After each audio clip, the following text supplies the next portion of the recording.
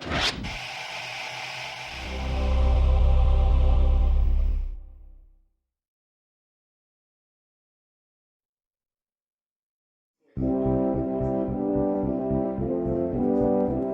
the past few years, Ricky Gervais, Stephen Merchant, and Carl Pilkington have been meeting regularly for a series of pointless conversations.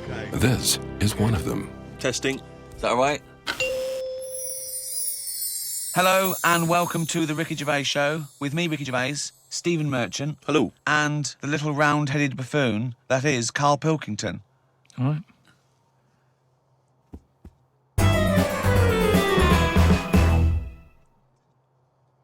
We do, of course, Rick, every week get thousands of emails. I mean, it's Freddie from Winchester says, of course, it was recently Valentine's Day. What's the most romantic thing that you've done for Suzanne, Carl, that you can think of? I don't really do all that. Sure. The Valentine's Day stuff. It's just, the problem is, if you do it once, they expect it every year. Yeah. Sure. That's the problem with Christmas and stuff, innit? It's like, it's become, that's what you do now, every year. Every day, yeah. So I prefer to just sort of wait, you know what I mean? And you know, if I think of an idea or I know of something that she wants, I might get her something, but I might not do it on Valentine's Day. It's that thing. It's like how I've said about Pancake Tuesday. Make it Pancake Wednesday. Have it when you want. Why am I waiting? Why am I waiting for someone to tell me when I can have a pancake? I'll have it today if I want one. Yeah. Do you know what I mean? Whereas Pancake Tuesday, no, I won't bother. I'll have trifle. So it's the same with this, you know, with Suzanne. Luckily, right? I mean, Valentine's Day and what have you, she was ill. Luckily. So we didn't have to go out. So I'd say, is he asking for advice? Well, I suppose, yeah, certainly you may as well give it. Treat them when they deserve it. All right. I remember once when Suzanne was ill, she had a fever, but there was no food in the house. What did you suggest to her? She was too ill. Well, it was when we were still living in Manchester and that, and you know, we needed to get some food in for tea and stuff. And I said, come to the supermarket. She was like, no, I'm ill, you go. And I hate buying food. I just sort of get a bit blank when I'm looking at it. There's too much, isn't there? That's the problem. You go down all these aisles and there's just too much. So anyway, I said, no, come with me. She was like, oh, but I've got this fever, I'm hot and everything. So I said, well, come to the supermarket, you go on the frozen aisle, cool yourself down. And she did, and she said, you know, it made it worse, she was ill for another 3 days. How would you go about chatting up a woman in a bar? What tips could you give? I've never worked like that. It's always been like a friend of a friend and all that, and just happened to meet them. And then, you know, you have a chat, and then... How did you meet Suzanne? That was when I was working with her, and she gave me 20p for the hot chocolate machine. She never asked for it back. Thought she's all right. Been there sort of 11 years, so it works. Has she ever given you that? You've never given that 20p never back? asked for it back. Did you return the favour, perhaps on the next date? You buy her a Kit Kat or something? No, I don't think I did. I think word got out that she liked me and that. And what did I do?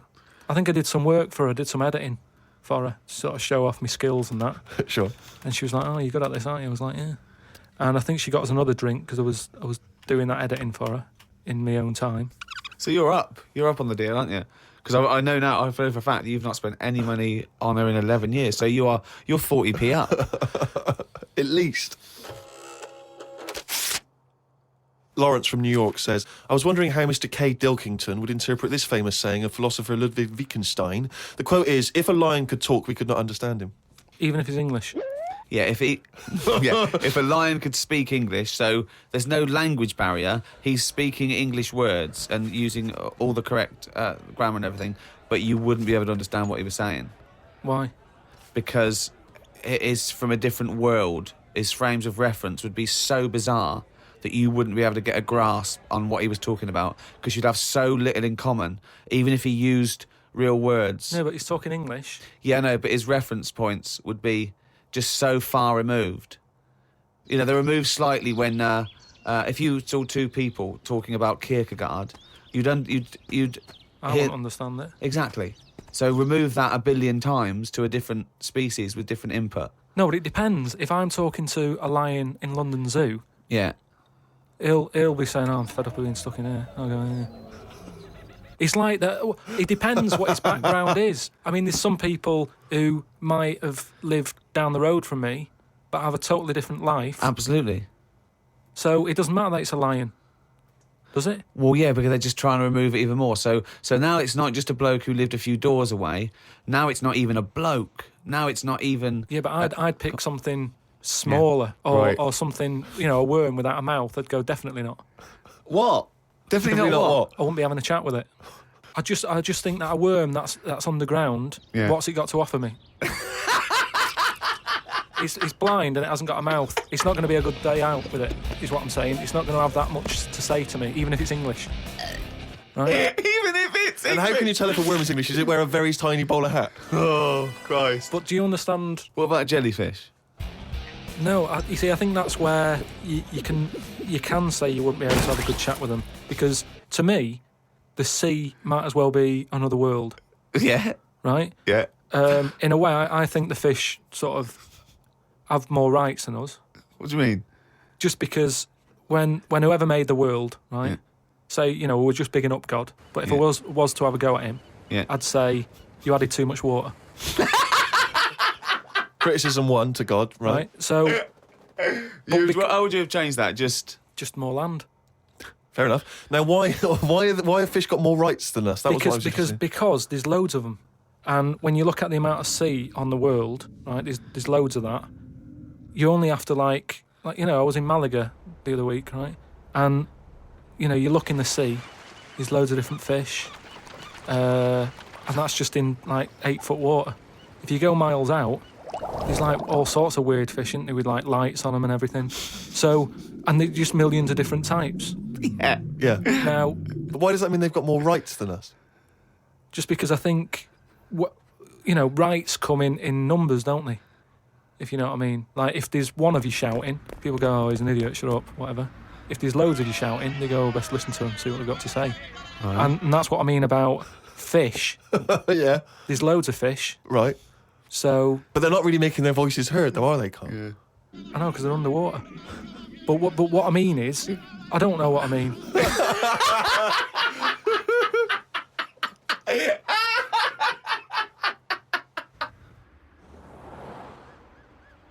Carl, right? What do you think it's like being a crab? If you could go now, your mind into a crab, what would you see? Where would you be? What would you be doing? What would you be thinking? What do you think of all the other things the crabs you'd see, the squids you'd see? What's it like, do you think? I want you to... It's like creative writing. Just think. Just let yourself go. Come on. It's got to be a crab. What do you think of a slug? What do you think to be a slug? What would you do if you were transported now into a slug? What would you do?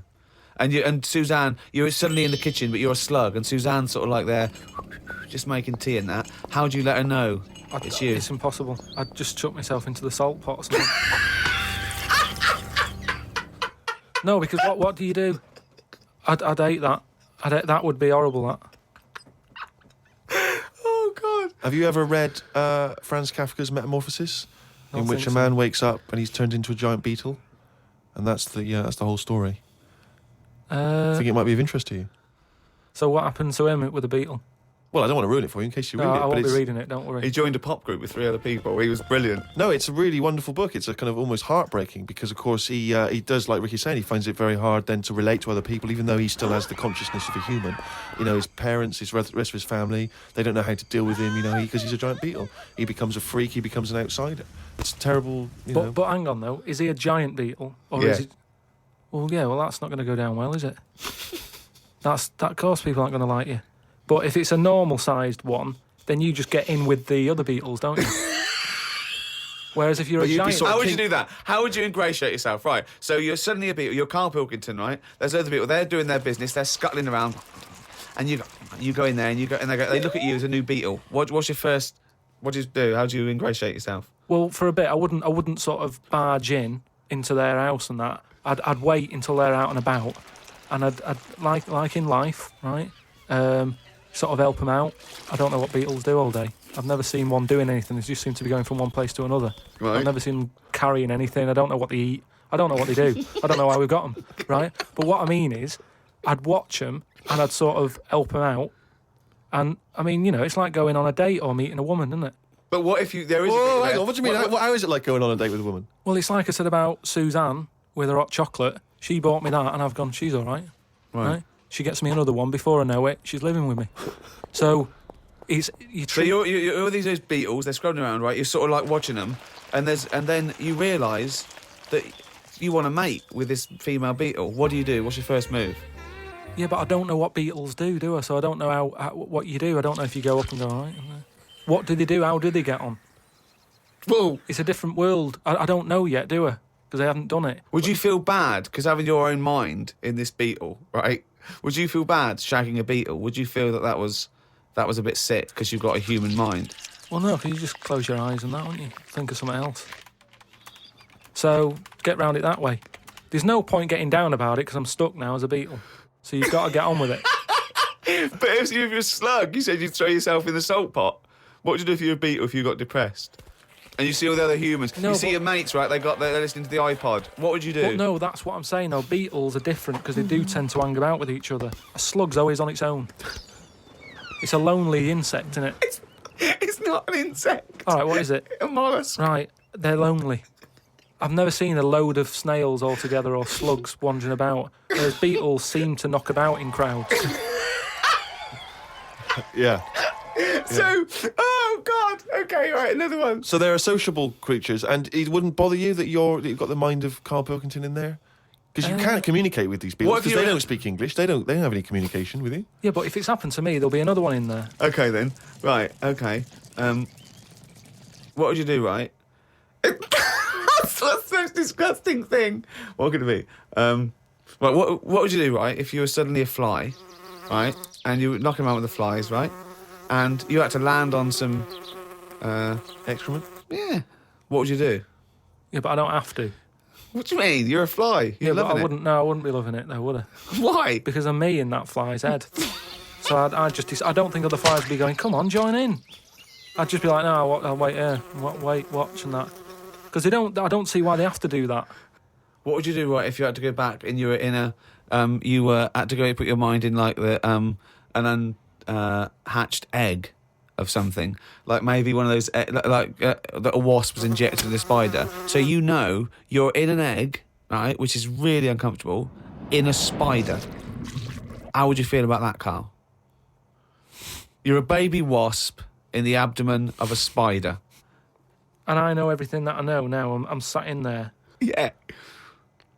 And now I'm in a spider as an unborn wasp. What the fuck am I doing here?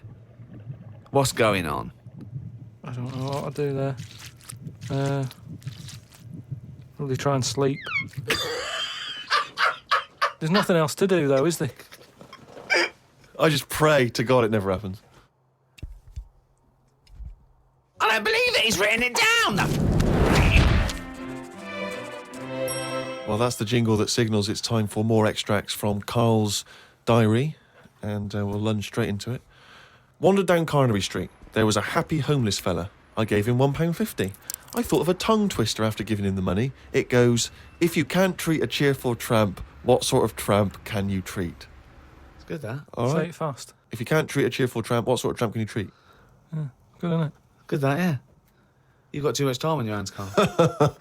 Learned some famous quotes to see if they are as good as my sayings. Number 1, treat every day as if it's your last. Very famous saying. Now, is that something you do, Carl? But you know, me problem with that one is that if it was your last, you wouldn't want to be doing much. That's the only problem I've got with that. I wouldn't want to, go to a fairground or whatever because you're going to know it's my last day. What am I going to do? And I think you'd spend so much time worrying about what you're going to do that you'd end up staying in. I think you're right. You've taken some of the poetry out of it. I think it means live life to the fullest, right? I like the fact that you were musing on the idea that if it was your last day, you'd go to the fair. It's getting such a 19th century way of spending your final day. I know, yeah. Well, the thing is, the other thing is that the only thing that people get depressed about in terms of sort of like, life and death is not the knowledge that they're gonna die, but more the knowledge that they know they're gonna die when they're dying. If someone told you, no one ever knows when they're gonna die, no one ever gets an illness, no one ever gets hit by a truck, everyone passes away peacefully in their sleep, dreaming they're riding a big marshmallow, right? Then you wouldn't care about anything. It wouldn't matter when. It wouldn't matter if you died tomorrow or in 30 years' time. You'd just live life to the full. You'd have it every day would be great. You'd go out, you'd come back, you'd fall asleep. That would be amazing. There'd be no stress. There'd be no angsty, we're all going to die stress, because it wouldn't matter, because it would just be your life. Wouldn't it be amazing if someone guaranteed you, Carl, you're going to die in your sleep? I'm not going to tell you when. Yeah, but some people do, don't they? Well, exactly. Yeah, but I we never want know that. we're going to, because we stress. What if we get a dreadful illness? What if we, But we're almost not letting people die naturally anymore, are we? Because we're always bodging stuff up. What do you mean? Well, someone who might naturally die in the sleep aren't allowed to naturally die in the sleep because they wake them up with those electric things and get them going again and pop in a new lung or whatever whilst they're at it. That's what I'm saying. They don't just... You never hear it anymore, do you? Frank peacefully died in his sleep. No, he died on the operating table whilst we were putting in a new lung. They don't die naturally anymore. Frank died peacefully with 40,000 volts going through them and a couple of people going, clear, clear. Rushing about today. Got to get a lot done as I'm flying to Malaga tomorrow to see my mum and dad. Don't like flying. I'd be happy if they give you a parachute instead of a life jacket. They say Da Vinci invented the parachute as well as the helicopter. He never got round to making them, though, because he only drew them on some paper. Got up at 5 a.m. as I had to get to Heathrow to get on the plane to see mum and dad in Malaga. Went out for a drink with a cousin who lives in Spain. Ain't seen her for 27 years. Oh, that must have been tricky, making conversation. I didn't really bother. Because where do you start? I might as well go up to anyone in the street and start having a chat. Yeah, you have to go further back than... did you want Chantal to win Big Brother? Yeah. Me dad and me talked about history. I said we shouldn't go on about things that happened ages ago because I bet something similar has happened more recently. Brilliant. Read about an island in the Indian Ocean where there are tribesmen still living like they're cavemen. A helicopter tried to land and the tribesmen chucked spears at them. This is what I meant about not having to talk about things that happened ages ago. We have got new cavemen now, so why do we talk about the old ones? People could have lived before, but computers and all that blew up and books got burnt, so all they had left was what these tribesmen have got left.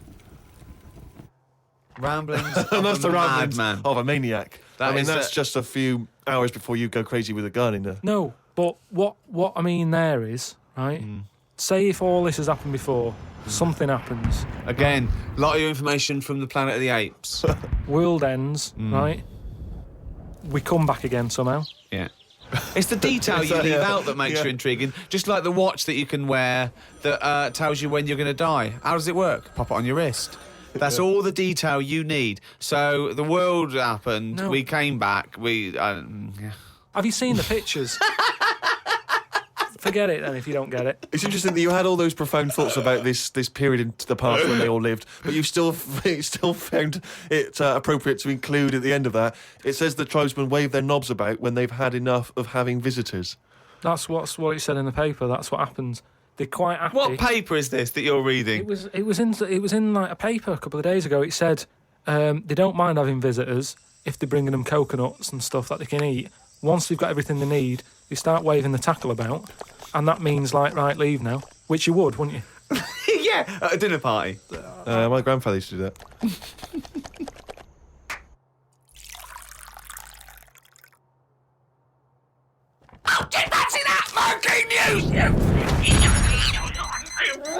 That jingle is getting more annoyed by the week. Well, this is the final monkey news, right? I'm not doing this anymore, right? Because we've covered it all. All the monkey news has been covered? It has. We've done loads of them. I think all the news that needs to be sort of known has been told, right? That is the end of the news. Jesus Christ. What? Get on with it. Right, do you know we chatted about the monkey that went into space and stuff? This was the one that was fed by bananas that came out of a little chute on the spacecraft. Yeah, it went up there. He came back. He could never get that The high high exactly, again. yeah. You know what I mean? He tried other things. I think he tried to get a band together and that. Right, so anyway, there was loads of monkeys that were signed up to this NASA program, and it was 1961 when this little monkey called Ham, that was his name, as well as him, there was one called Enos. So anyway, what I found out about it since then, Ham went up there, did the left-right business with the bananas. Enos, they didn't put as much work into the trip when he went up there, and something went wrong with the machinery. And do you know how you get a banana for the left button and all that? It's official now. There's 2 buttons in this spaceship. Banana dispenser and everything else. The right button is everything else. But it worked the other way. The machinery went weird. Oh, no, really? So it meant that the right button would give him a banana. Right. The left button did everything else. Oh, no. How does So that, how what- does so that what happen, had been though? taught- What? Oh, This is the problem with electronics, isn't it? well, no, I don't think No, that's... apparently this is the problem. But the good I mean, honestly, look it up if you want. This is all online, by the So way. what happened when it all went haywire? What occurred? Luckily, Carl, this is online and it's bollocks. luckily, Enos, because he'd done a few trips, Right, so he was like, experienced. well, I know this isn't right. As much as I love bananas, this isn't right. That was his thinking, of course it was. So anyway, so he came back. They were all like over the moon with him. He you said, know, I going, can't work with these conditions. good mission and everything. Well done on working it out. He sorted all that out. It moved on a few years. Armstrong's gone up there. Buzz and that other fella, they've been up there. The monkeys aren't needed anymore. But they were like, we've got all these monkeys who have done NASA training. What are we going to do with them all? And they had to raise £14 million to make them like an old sort of chimp home for retired Astronauts. Retired NASA-trained monkeys. Chimpanauts. chimpanauts. Something they've got in there is like a little museum, right, of all the missions and that they've been on, so they can sort of, even though they're not going to be going into space again, they can almost relive it and reminisce of the times that they've had. And They're reminiscing with each other, are they? just sort of going, chatting oh, about the remember old that times. time when it all went wrong, the button became the left when it should have Yeah. been the right and all the rest of Yeah. it. They just, sort Talking of about old times, talking yeah. about old times and what have you, like old people like to do. Sure. And yeah, that's it. So if you want, Perhaps we should retire Monkey News to that same place. that's what I mean. So, I hope you've enjoyed the monkey news and that. That was the last one. Look after the monkeys. Do your bit, because they've done their bit. That's it, yeah. But just because I'm not giving the news, look it up. Do you know what I mean? It's all out there. Don't be ignorant. Wise words.